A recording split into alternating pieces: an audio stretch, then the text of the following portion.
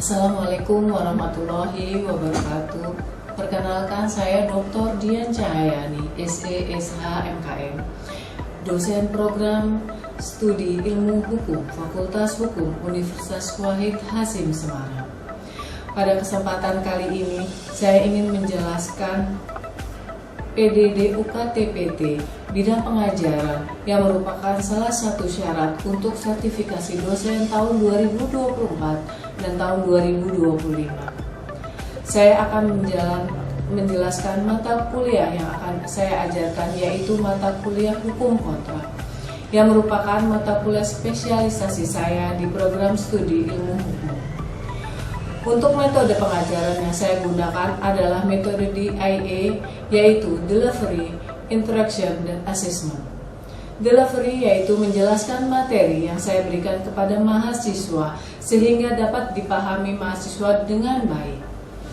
Interaction yaitu interaksi kepada mahasiswa dari menjelaskan materi yang diberikan berupa pertanyaan dan diskusi. Assessment yaitu penilaian yang diberikan kepada mahasiswa untuk mengikuti seberapa paham materi yang diajarkan dan untuk mengukur pemahaman mahasiswa itu sendiri.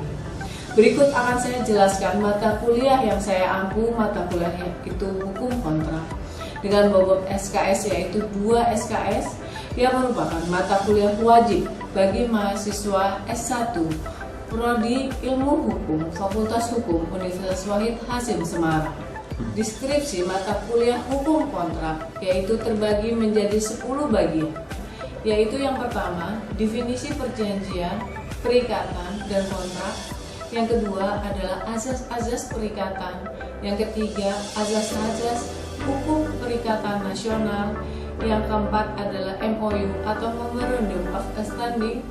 Yang kelima adalah anatomi kontrak. Yang keenam prestasi. Yang ketujuh urgensi azas-azas hukum kontrak sebagai landasan dukungan kontraktual bagi para pihak. Yang kedelapan perjanjian bangunan serah terima atau BGS atau BOT atau Building Operation Transfer dan Pre-Project Selling. Yang kesembilan adalah kontrak pengadaan pemerintah. Yang ke-10 adalah kontrak standar. Capaian yang diharapkan adalah yang pertama, pemahaman konseptual. Mahasiswa mampu memahami dan menjelaskan konsep dasar hukum kontrak, termasuk definisi, fungsi, dan jenis-jenis kontrak di dalam hukum perdata. Yang kedua adalah analisis hukum.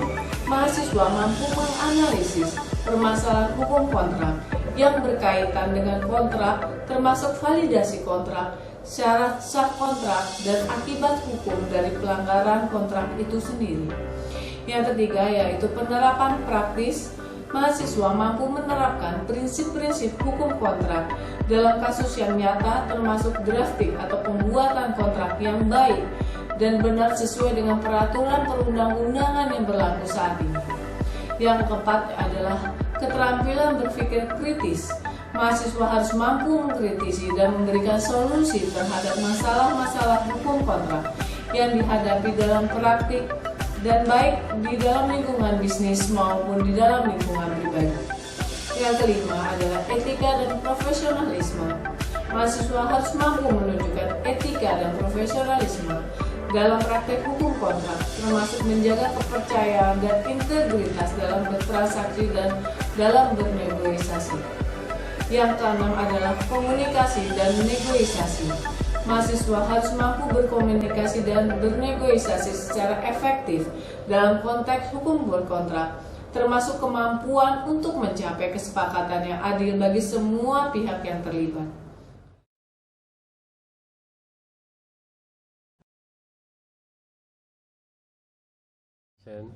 Assalamualaikum warahmatullahi wabarakatuh.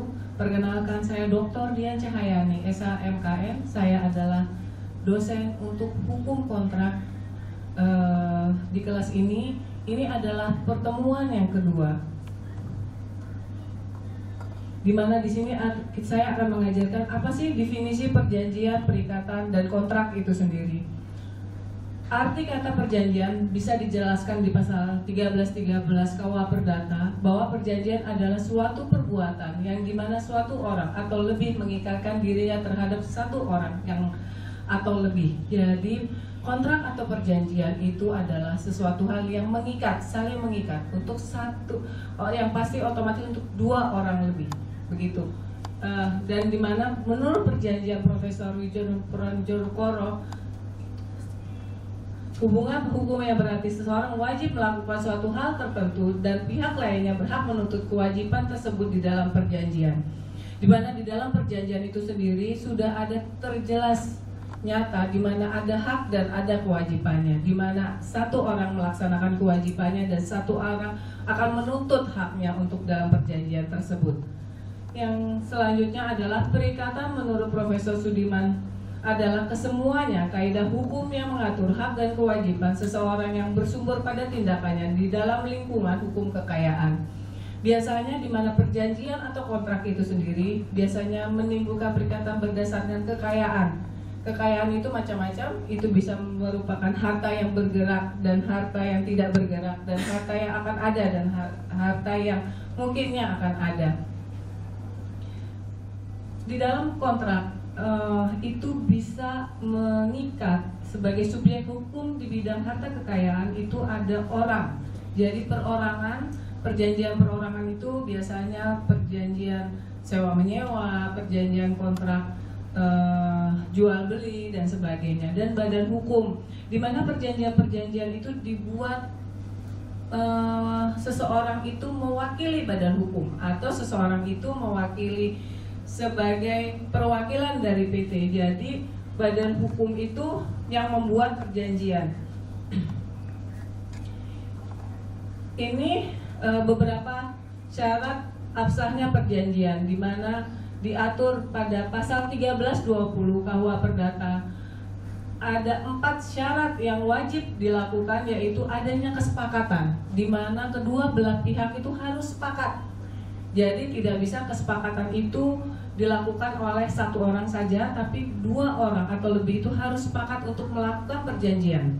Karena di pasal 1313 sendiri adalah perjanjian itu sebagai undang-undang bagi para pembikinnya. Jadi kedua belah pihak itu harus sepakat. Cakap. Cakap itu di mana seseorang itu cukup usia atau sudah menikah dan dia tidak di bawah pengampuan pastinya. Dimana apabila ini syarat ini, kedua syarat ini tidak terpenuhi, maka itu sebagai syarat subjektif di mana perjanjian itu dapat dibatalkan. Apabila kesepakatan itu dia salah satu ingkang, maka kesepakatan itu bisa dibatalkan. Dan apabila ternyata diketahui bahwa satu pihak itu tidak cakap atau dia tidak mampu secara KUH Perdata, dia tidak mampu melakukan perjanjian atau dia tidak mampu menandatangani kontrak, maka otomatis dia bisa dibatalkan perjanjiannya itu sendiri atau kontraknya itu sendiri bisa dibatalkan. Selanjutnya adalah suatu objek tertentu, di mana pastinya perjanjian itu harus ada objek atau kontrak itu pasti ada objek yang diperjanjikan. Di mana perjanjian itu atau objek yang diperjanjikan itu bisa objek yang sudah ada dan yang akan ada. Jadi objek itu tidak harus ada, tetapi mungkin yang akan ada. Tetapi biasanya pasti sudah ada objek tertentu. Contohnya misalnya kita bicara adalah objek itu ternyata perjanjian itu kontrak perjanjian pesan bangun, berarti kan dia yang akan ada, belum ada. Kalau misalnya kita menganut syarat perjanjian melalui Islam, maka dia harus ada terang, tunai, dan nyata. Berarti objeknya itu memang sudah harus ada. Selanjutnya yaitu sebab yang diperbolehkan. Sebab yang diperbolehkan itu adalah sebab yang tidak melanggar undang-undang. Jadi suatu perjanjian itu tidak boleh melanggar undang-undang yang berada di Indonesia, walaupun kontrak atau perjanjian itu sendiri adalah undang-undang bagi para pembikinnya. Tetapi perjanjian itu tidak boleh melanggar undang-undang. Apabila dua hal itu, suatu objek tertentu, terus sebab yang diperbolehkan itu tidak ada atau tidak terpenuhi, berarti syarat objektifnya tidak ada, maka bisa dibatalkan demi hukum atau dianggap perjanjian itu tidak akan pernah ada.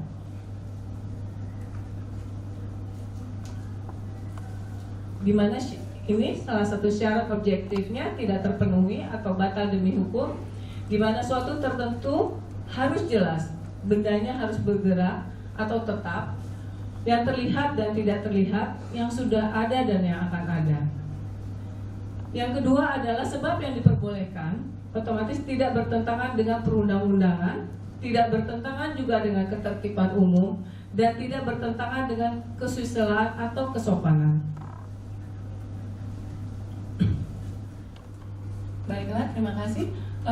Dari tadi yang Ibu jelaskan, apakah Mbak dan Mas ini ada pertanyaan yang mau ditanyakan kepada Ibu? Baik Mbak, namanya siapa Mbak? Putri Oktavi. Oke. Ibu izin bertanya mengenai kontrak itu sendiri, apakah harus berbentuk notaril ya? Kontrak itu sendiri tidak harus berbentuk notario. Jadi kontrak di bawah tangan pun boleh. Jadi tidak harus berbentuk notario. Tapi biasanya orang-orang untuk perjanjian-perjanjian tertentu atau kontrak-kontrak tertentu, dia membutuhkan akta-akta notarial.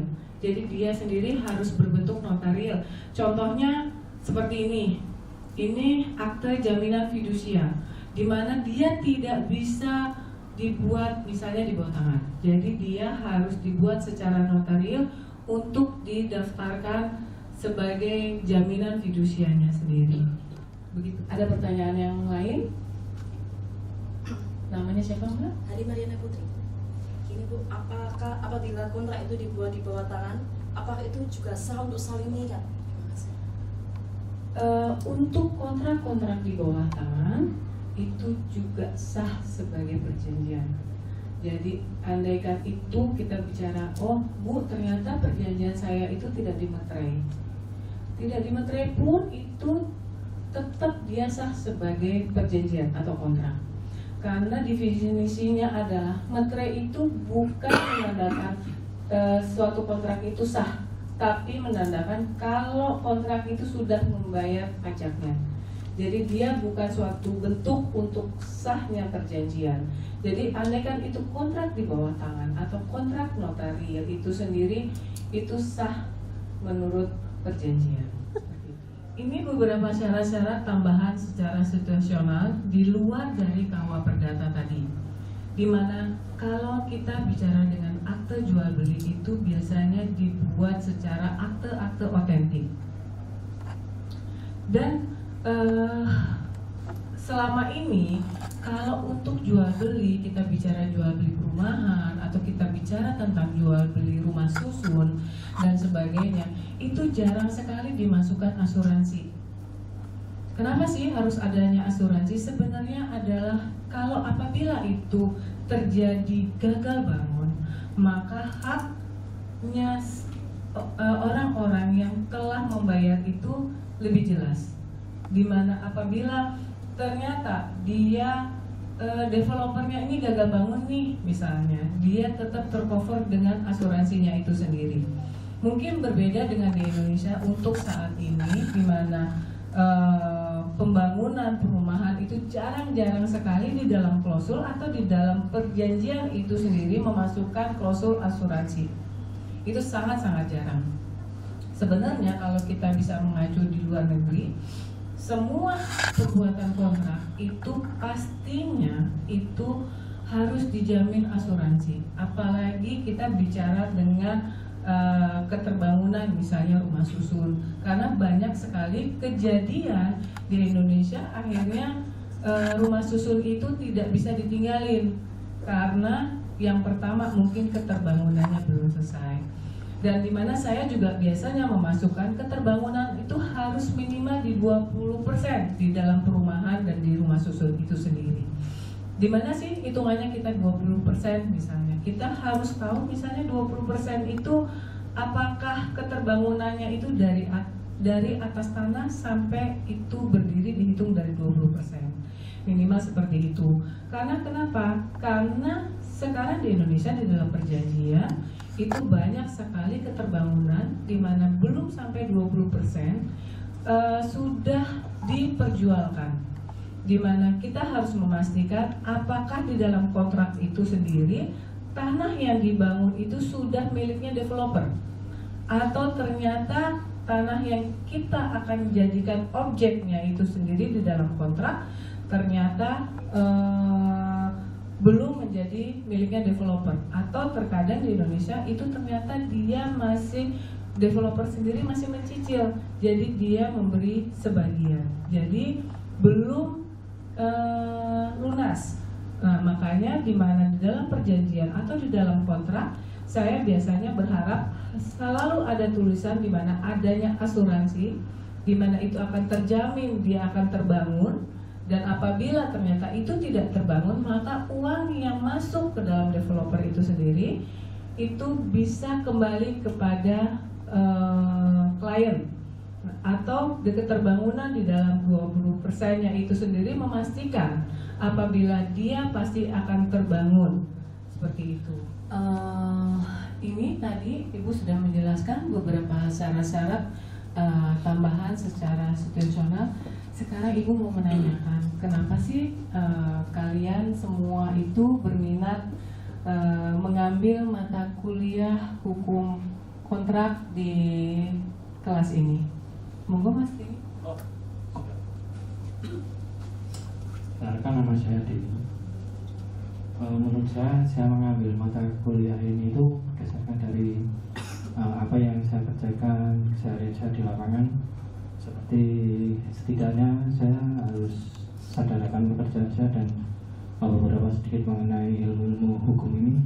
Maka dari itu, ilmu hukum ini menurut saya membantu memahami bagaimana hukum itu bekerja dan bagaimana menerapkan prinsip-prinsip hukum dalam kehidupan sehari-hari, sehingga kalau kita penyampainya hukum itu diapresiasikan ke masyarakat, setidaknya kita paham dasar-dasarnya seperti apa dulu. Jadi untuk mata kuliah ini memang sangat membantu sekali untuk saya. Seperti itu. Terima kasih.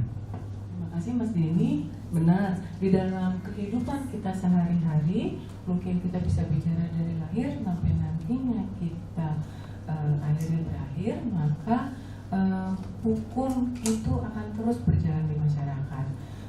Terima kasih untuk masukannya. Kita akan bertanya untuk satu mahasiswa lagi, kenapa mengambil mata kuliah hukum kontrak ini. Mbak siapa? Oke, terima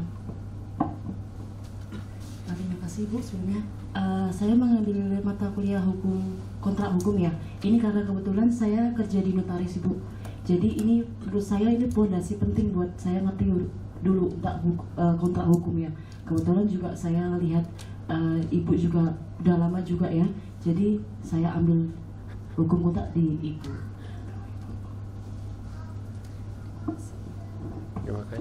Terima kasih Mbak Putri masukannya. Adik-adik, mas-mas sekalian, nanti kemungkinan kita UTS akan membuat perjanjian atau kontrak yang paling mudah, yaitu kontrak sewa menyewa, karena itu banyak sekali yang dibikin, istilahnya banyak sekali itu yang dilakukan. Contohnya mungkin Ibu bisa mencontohkan bagaimana sih kita sewa menyewa sebuah gedung, yang gedung itu untuk dipakai sebuah penyimpanan atau penyimpanan barang-barang yang itu ternyata berefek mudah untuk terbakar dan sebagainya. Makanya itu kenapa sih kontrak perjanjian sewa menyewa itu sangat dibutuhkan. Di dalam hal ini adalah untuk memastikan resiko-resiko yang terjadi apabila kontrak itu berjalan ataukah apabila perjanjian itu ternyata tidak berjalan, siapa yang harus menanggung? Jangan sampai itu untuk menghindari hal-hal yang tidak diinginkan. Misalnya, ternyata barang-barang yang mudah terbakar itu siapa yang harus menjamin? Karena kalau barangnya itu terbakar, otomatis gedungnya terbakar. Siapa yang harus bertanggung jawab akan itu? Misalnya seperti itu. Jadi apakah nantinya yang menanggung jawab itu adalah penyewa, pemilik gedung, atau asuransi? Seperti itu. Jadi hal-hal tersebut sangatlah penting, dan untuk memastikan masa berlaku sewanya itu berjalan. Karena jangan sampai pada saat masa sewanya itu belum habis, maka pemilik gedung yang awal itu meminta untuk mengosongkan gedung tersebut. Kan tidak mudah ya, otomatis tidak mudah untuk memindahkan semua barangnya, tidak mudah untuk memindahkan isi-isi di dalam gedung tersebut. Dan memastikan siapa sih yang akan membayar atau mengganti apabila terjadinya kerusakan-kerusakan. Mungkin bisa jadi kerusakan dari struktur bangunan, siapa yang akan menanggung. Kerusakan misalnya jalan untuk masuk truknya, siapa yang menanggung, dan siapa yang menanggung membayar listriknya. Itu semua dimasukkan ke dalam klausul perjanjian atau klausul-klausul di dalam aktanya itu sendiri. Jadi seperti itu. Siapa sih yang memastikan apabila nih ternyata mereka sudah berjalan sekian lama, ternyata itu diganggu dengan lingkungan. Siapa yang akan membereskan? Itu pun banyak dan harus dimasukkan ke dalam klausul. Karena apa? Di dalam berbisnis pastinya seseorang itu atau perusahaan itu atau PT itu meminta jaminan untuk memastikan keterlangsungan bisnisnya itu bisa berjalan dengan baik pastinya. Jangan sampai mereka di tengah jalan tahu-tahu harus berhenti. Seperti itu, karena kerugiannya pastinya akan sangat besar. Dan mungkin sebagai pemilik gedung pun memastikan kalau sampai terjadi sesuatu hal yang tidak diinginkan gedungnya mereka, itu mereka juga merasa nyaman. Karena apa? Oh, ternyata gedungnya saya itu juga sudah diasuransikan oleh pemilik barang, atau memastikan ternyata pemilik barangnya itu minta pemilik gedungnya yang menjaminkan. Mungkin menjaminkan asuransinya, pastinya seperti itu. Karena biasanya pemilik gedung itu hanya mengasuransikan gedungnya, dan penyewanya itu mengasuransikan barangnya. Dan kenapa kontrak itu penting? Untuk memastikan part apa yang dipikul atau sisi apa yang dipikul oleh pemilik gudang, atau hal apa yang dipikul oleh penyewanya. Dan itu memastikan kalau itu tidak akan putus di tengah jalan. Makanya di dalam kontraknya itu sendiri, maka apabila di dalam klausulnya itu harus tertulis, apabila ternyata itu dijadikan kerusakan berdasarkan force majeure, maka pemilik gudang diharuskan mengganti gudang yang sama dalam jangka waktu berapa lama. Seperti itu. Hal-hal seperti itu harus masuk di dalam klausul. Karena apa? Karena memastikan semuanya aman, semuanya nyaman.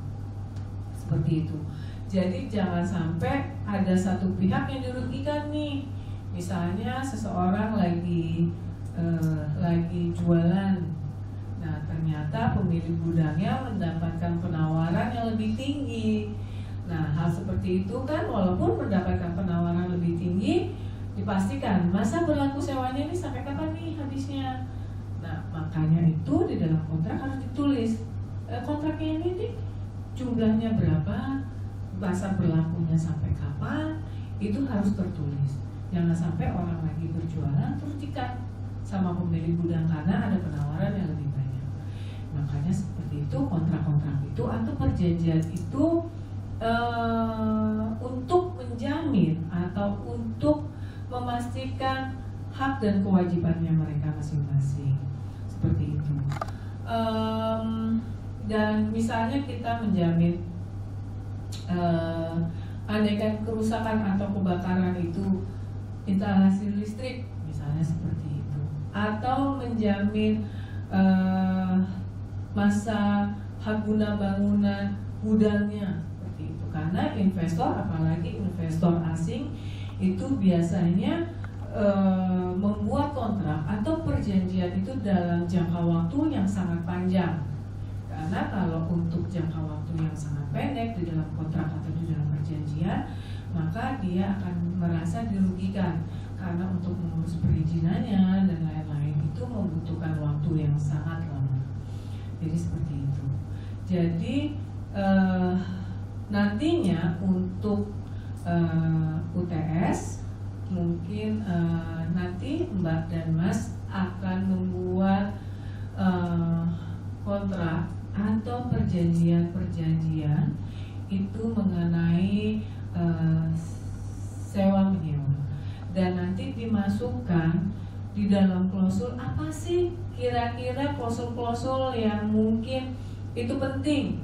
Mungkin pastinya Mbak yang satu dengan yang satunya pasti akan mempunyai pemikiran yang beda untuk dimasukkan ke dalam klausul.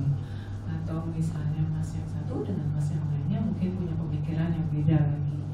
Jadi memastikan kalian membuat kontrak atau membuat perjanjian itu sendiri mengakomodir bagaimana para pihak ini merasa aman dan merasa nyaman dengan adanya perjanjian itu atau dengan kontrak itu. Apa aja nih klausul-klausul yang bisa masuk, misalnya seperti itu. Jadi di dalam klausulnya itu, di dalam pasal-pasalnya itu bebas. Nanti untuk UTS seperti itu bebas, pasal-pasalnya apa saja nanti dimasukkan. Nanti pada saat UTS semua sudah jadi dan sudah terkumpul, kita akan membahas satu persatu mana sih yang penting, mana sih yang kita bisa masukkan, mana sih yang mungkin bisa tidak kita masukkan. Karena kan mungkin ada beberapa pasal yang tidak match atau tidak bisa masuk ke dalam. Ini mata kuliah ini sudah mau selesai. Tadi Ibu lupa untuk mengabsen. Mohon izin Ibu untuk mengabsennya. Mas Denny Wahyu, Mas Rizky, Andika Bella, Putri Okta, Mbak Renita, Mbak Narista, Mbak Hari Mariana Putri. Oke, terima kasih untuk hadirnya di mata kuliah hukum kontrak kali ini. Semoga bermanfaat. Nanti kita akan ketemu lagi di sesi ketiga. Assalamualaikum warahmatullahi wabarakatuh. Demikianlah video PDD UKTPT bidang pengajaran mata kuliah hukum kontrak. Semoga bisa bermanfaat dan memberikan gambaran proses belajar mengajar. Saya Dr. Dian Cahayani, SE SH MKM, dosen ilmu hukum Universitas Wahid Hasim Semarang, mengucapkan banyak terima kasih atas perhatiannya. Wassalamualaikum warahmatullahi wabarakatuh.